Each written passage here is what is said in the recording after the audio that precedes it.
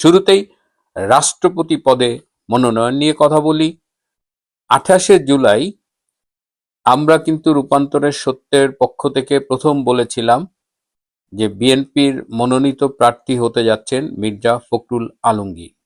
কারণ আমাদের কাছে খবর ছিল যে বিএনপির হাইকমান্ড থেকে মির্জা ফখরুল আলমগীরকে তখনই গ্রিন সিগন্যাল দেওয়া হয়েছিল, তার হেলথ চেক আপ করানো হয়েছিল, তার বাড়িতে পুলিশ প্রোটেকশন বাড়ানো হয়েছিল। কিন্তু তারপরেও বেশ কিছু নাম শোনা গিয়েছিল।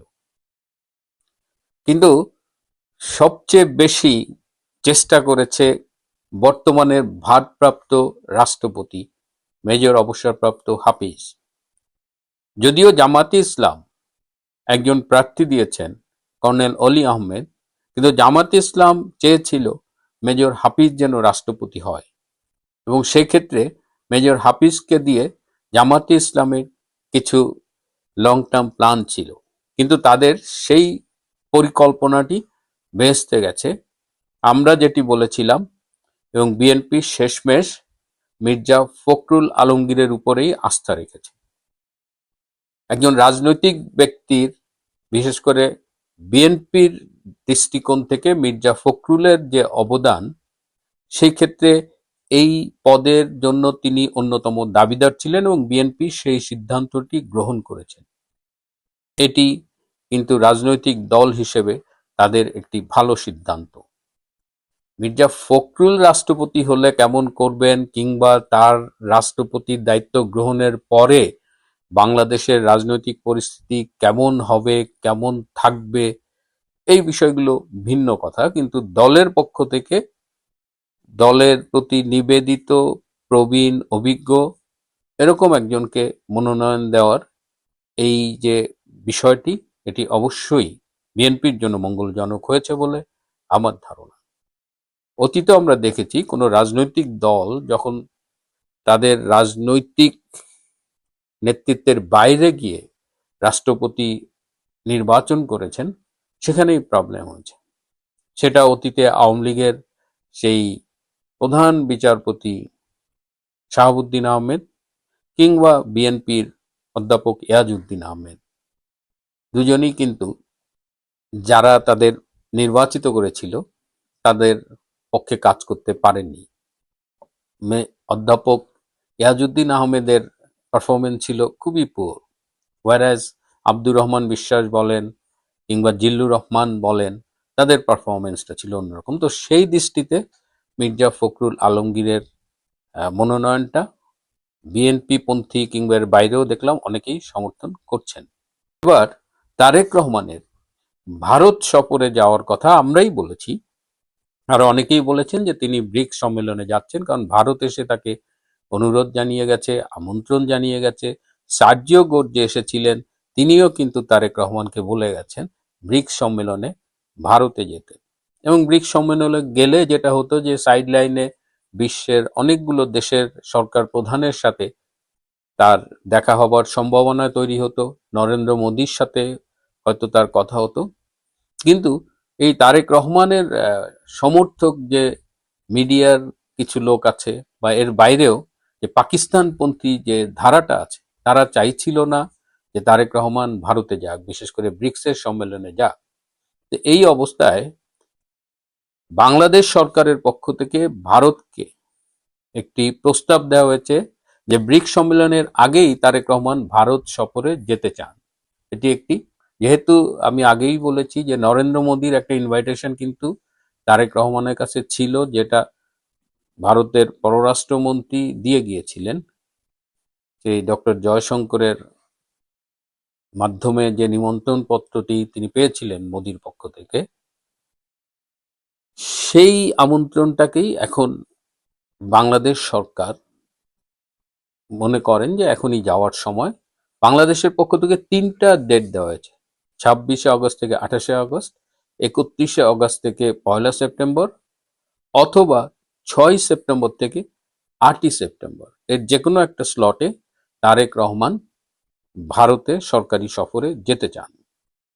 এখন দিল্লি থেকে জানানো হবে যে কোন ডেটটা তাদের জন্য সুইটেবল, অথবা যেহেতু ব্রিক্স সম্মেলন সামনে এই তিনটির একটির মধ্যেও তারেক রহমান যেতে পারেন, অথবা দিল্লির পক্ষ থেকে নতুন কোনো তারিখ প্রস্তাব করা হতে পারে।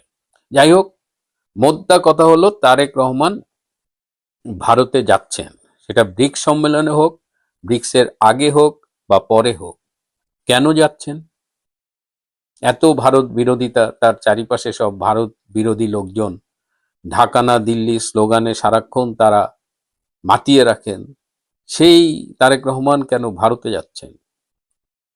আমরা দেখেছি, আমি এখানে অনেকবারই বলেছি, সার্জিও গোর এসে কি বলে গেছেন, দীনেশ ত্রিবেদী কি বলেছেন, রয়ের প্রধান তার দলবল নিয়ে এসেছিলেন, তারা কি বলেছেন, এবং সবকিছু কিন্তু সেই ঘুরে ফিরে বাংলাদেশে একটি inclusive Democratic political environment, Awami লীগের কার্যক্রমের উপর থেকে নিষেধাজ্ঞা তুলে নেওয়া, জঙ্গি সন্ত্রাসীদের নিয়ন্ত্রণ করা, এবং পরিস্থিতি যেদিকে যাচ্ছে তাতে হয়তো বাংলাদেশ একটি মধ্যবর্তী নির্বাচনের দিকেই যাচ্ছে।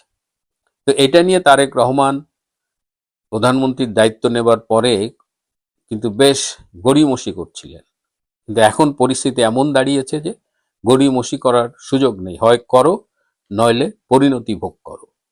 তারেক রহমান ভারতে গেলে তাকে এই বিষয়গুলো নিয়েই কথা বলা হবে।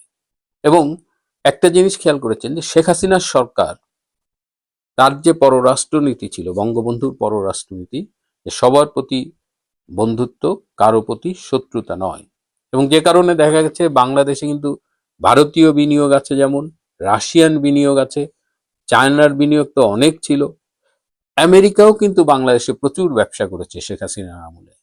আমেরিকার সাথে সম্পর্কের যতই টানাপোড়েন শেষ দিকে দেখা যাক, আমেরিকার কিন্তু প্রচুর ব্যবসা বাংলাদেশে ছিল।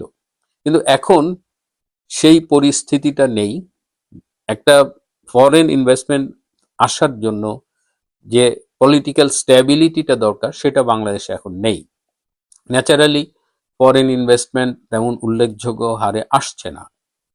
এদিকে খলিল সাহেব পররাষ্ট্রমন্ত্রী হয়ে, তিনি সবাই জানেন যে তিনি আমেরিকার পেইড এজেন্ট বলা যায়, যে আমেরিকার এজেন্ট হিসেবে তিনি কাজ করেন, তিনি আমেরিকার সাথে বাণিজ্য চুক্তি করেন, আবার তিনি চায়নায় যে চায়নাকে সবকিছু দিয়ে আসেন, আবার তিনি ভারতে ট্রানজিটে বৈঠক করে ভারতকেও সবকিছু দিয়ে আসেন। অর্থাৎ ডক্টর খলিলুর রহমান পররাষ্ট্রমন্ত্রী হিসেবে এমন গুবলেট পাকিয়েছে যে পুরা তারেক রহমানের সরকারকে কিন্তু খুব বিব্রতকর অবস্থায় ফেলে দিয়েছে।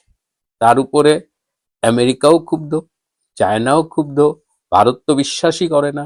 তো এইরকম একটা অবস্থায় তারেক রহমান ভারত যাবেন, এবং ভারত থেকে তাকে যা বলা হবে সেটা তো আমরা ইতিমধ্যে আলাপ করেছি, এবং তাকে ফিরে এসে এই আওয়ামী লীগের উপরে নিষেধাজ্ঞা তুলতে হবে, এই আইসিটির বিচারের নামে প্রহসন বন্ধ করতে হবে, শেখ হাসিনার ফেরার পথ এবং ফেরার পরে নিরাপত্তা এইগুলো নিশ্চিত করতে হবে, এবং বাংলাদেশে সবাই মিলে রাজনীতিটা করতে হবে। এবং এই যে এসেছিল, বলেছি 161 পৃষ্ঠার একটা রিপোর্ট দিয়ে গেছিল, কোথায় কোথায় জঙ্গিরা আস্তানা গেড়েছে সব বলেছিল, এবং 16ই আগস্ট পর্যন্ত সময় দিয়েছিল বোধ আমেরিকা এবং ভারতের পক্ষ থেকে, যে এর মধ্যে যদি ব্যবস্থা না নেওয়া হয় তাহলে তারা ব্যবস্থা নেবে। সুতরাং আপনারা খেয়াল করেছেন যে বাংলাদেশে কিন্তু এখন কিছু সরকারি পদক্ষেপ দৃশ্যমান হয়ে উঠছে। বিভিন্ন জায়গায় জঙ্গিদের আস্তানা চিহ্নিত হচ্ছে, এবং বিভিন্ন বোমা উদ্ধার হচ্ছে, এই যে প্রেসার কুকার বোমা, পাইপ বোমা, আরো নানা রকমের বোমা। ইনুস তো জঙ্গিদের ছেড়ে দিয়েছিল জেল থেকে। এই যে জেএমবির মামুন, বিশিষ্ট জঙ্গি বোমাবাজ, এই মামুন কিন্তু এখন মুক্ত, সে এইসব বোমা টোমা বানানোর অন্যতম কারিগর। তো এখন হঠাৎ খেয়াল করেছেন যে এরা গ্রেপ্তার হচ্ছে, এবং একজনকে গ্রেপ্তার করেছে বাংলাদেশ সরকার স্বীকার করেছে, আরো 7 জন সন্দেহভাজন জঙ্গি সন্ত্রাসী তাদের গ্রেপ্তার করা হয়েছে, কিন্তু মিডিয়ায় আসেনি, বাংলাদেশ সরকারের কেউ বলেনি। এই 7 জনকে বিশেষ বিমান পাঠিয়ে ভারত তাদের দেশে নিয়ে গেছে। অর্থাৎ এই 7 জন সন্দেহভাজন জঙ্গিকে বিশেষ বিমানে ভারতে নিয়ে যাওয়া হয়েছে।